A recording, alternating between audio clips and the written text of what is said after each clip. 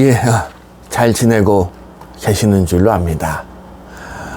오늘 그 영상의 제목을 아마 먼저 보셨을 테니까 아실 겁니다. 오늘은 마태복음 2장 1절부터 12절까지를 함께 나누어 보려고 합니다. 혹여나 아직 본문을 미처 읽지 않으신 성도님 계시다면 12절밖에 안 되니까 잠깐 영상을 일시 정지시켜 놓으시고 성경 본문을 펼쳐서 읽은 후에 다시 영상을 재생하시는 걸 추천드리겠습니다. 지난 1장의 첫 부분에서는 예수님의 족보를 나누었고요. 그 다음 시간에는 예수님의 탄생과 관련되어서 마리아와 요셉의 이야기를 함께 나누었습니다. 그리고 이제 오늘은 예수님 탄생에 대해서 증거하는 이 두 번째 이야기라고 할 수가 있겠네요. 그리고 보면 오늘 본문은 통칭 동방박사들이라고 불리우는 이방인 지혜자들의 방문과 연관된 내용입니다. 그래서일까요? 본문은 예수님이 메시아가 탄생할 것이라고 유대인들이 이 전통적으로 여기고 있던 베들레헴 출신임을 말하는 동시에 메시아에 대한 구약 성경의 예언들이 계속해서 이루어지는 것들을 보여줍니다. 또 오늘 본문의 이야기는 예수님 탄생 직후의 이야기라기보다는 어느 정도 시간이 흐른 뒤의 일로 보는 게 옳습니다.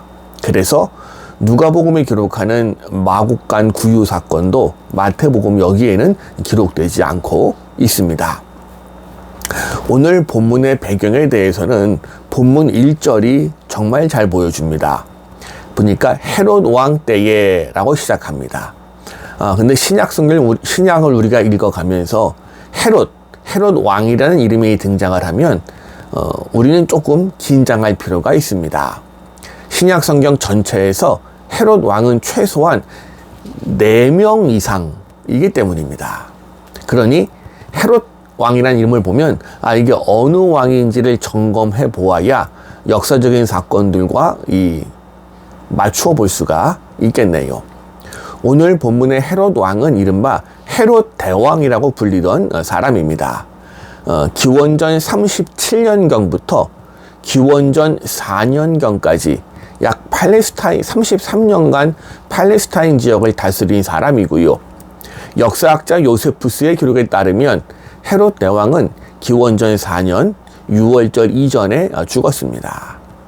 따라서 오늘 본문의 내용으로 미루어 본다면 예수님은 우리가 아는 것처럼 기원전 0년이랄까 기원전과 기원 후를 나누는 0년이라기보다는 최소한 기원전 4년 전으로 태어나신 게 아닐까. 그리고 오늘 본문도 기원전 1년부터 3년 사이의 일을 다루고 있는 게 아닐까 조심스럽게 추정해 보게 됩니다. 물론 앞으로도 이 헤롯 왕의 재위 기간에 대해서 다른 연구 결과가 나온다면 또 이야기는 달라질 수 있겠지만 아직까지는 그렇습니다. 동시에 헤롯 왕이라고 밝히면서 마태복음의 저자는 우리들에게 질문을 던지는 겁니다. 누가 진짜 왕이냐라고요. 더군다나 본래부터 유대인 출신이 아니었던 헤롯 왕가는 이 팔레스타인 지역을 다스리기는 했습니다만은 처음부터 끝까지 왕가의 정통성 문제로 인해서 유대인들과 많은 갈등을 빚어 왔습니다. 이른바 경건한 유대인들은 이두메인, 그러니까 에서의 후손입니다. 에서의 후손 에돔의 혈통을 이어온 이 헤롯 가문을 그들의 왕으로 정통성을 인정할 수가 없었거든요.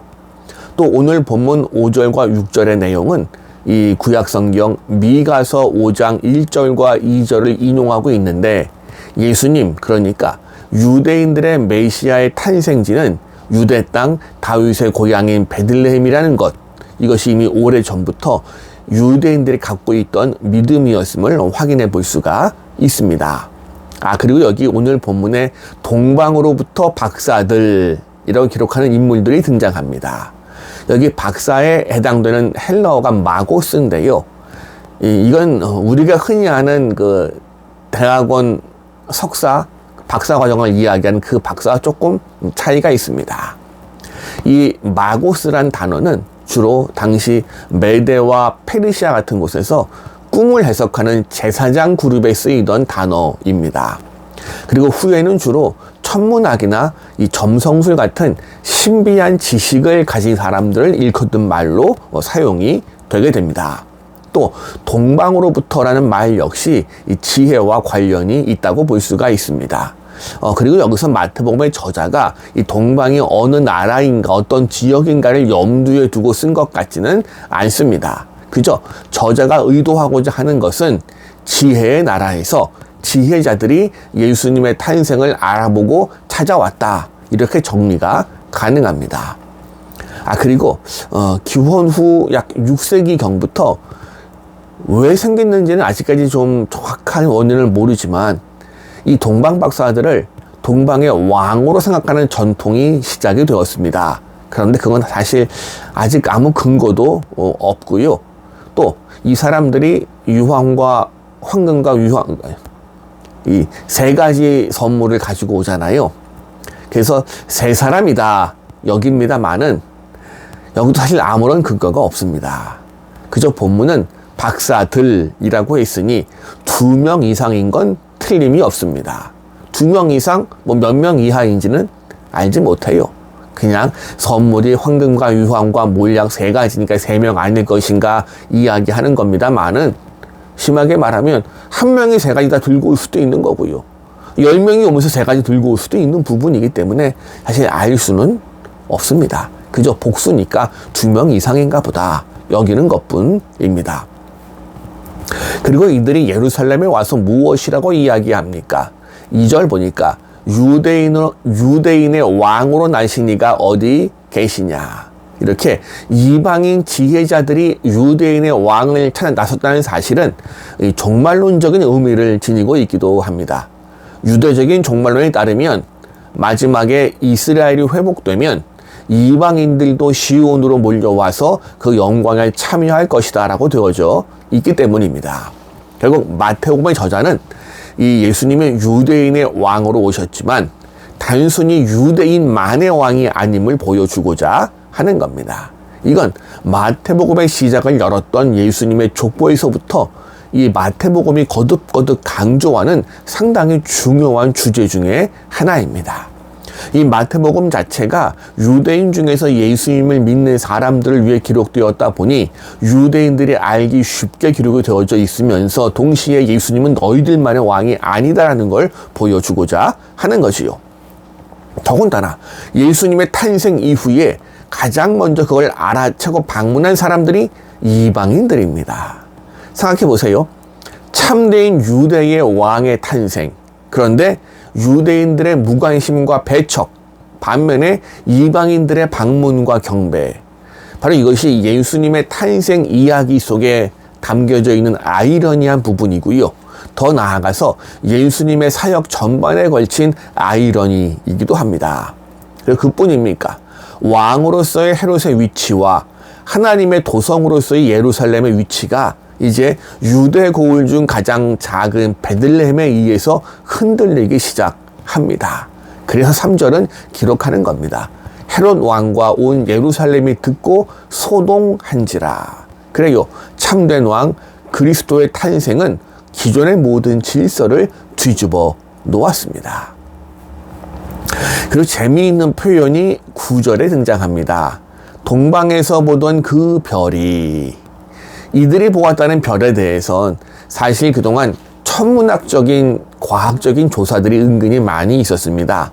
그래서 몇 가지 밝혀진 게 있기는 해요. 기원전 12년에서 11년 사이에 헨리 해성이 등장했다는 계산이 나올 바 있고요. 또 기원전 7년엔 목성이 토성과 3번이나 겹치는 일이 발생하기도 합니다.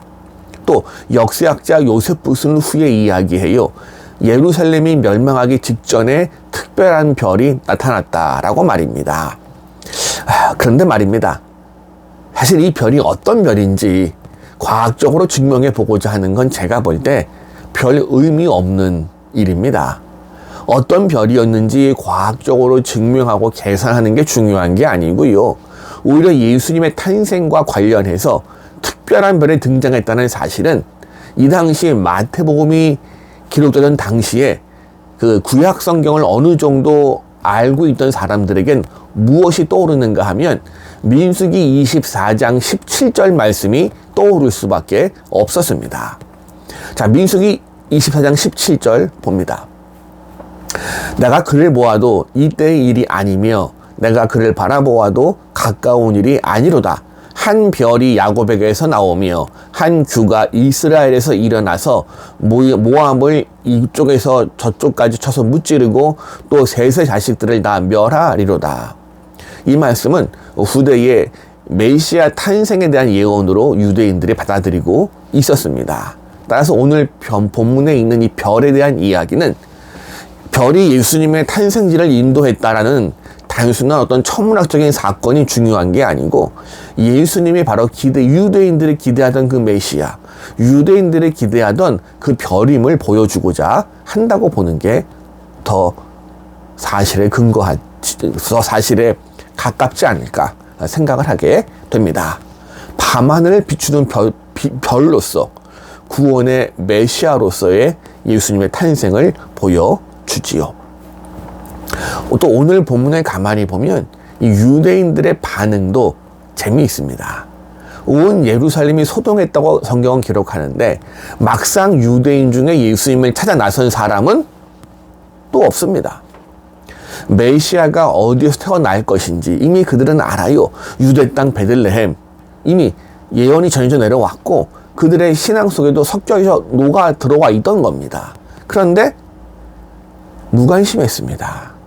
오직 한 사람, 헤롯 대왕만 메시아의 탄생에 관심을 보입니다. 찾아가서 경배하려고요? 아니요. 잡아 죽이려고, 자신의 자리를 지키기 위해서. 그래서 이미 이 마태복음은 이 서두에서부터 우리에게 알려주는 모습을 보입니다. 유대인의 왕 예수는, 그리고 온 세상의 왕 예수는 이미 그의 백성들에게 배척받을 것이고, 그러므로 이제 선민의 특권은 이스라엘에게서 박탈되었다고 말입니다.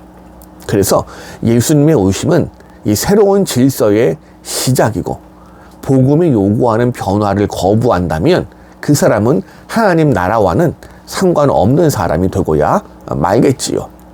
과거 유대인들이 예수님을 거부했듯이 오늘날 이 불신자들이 보여주는 복음에 대한 거부와 무관심은 이상할 게 없습니다.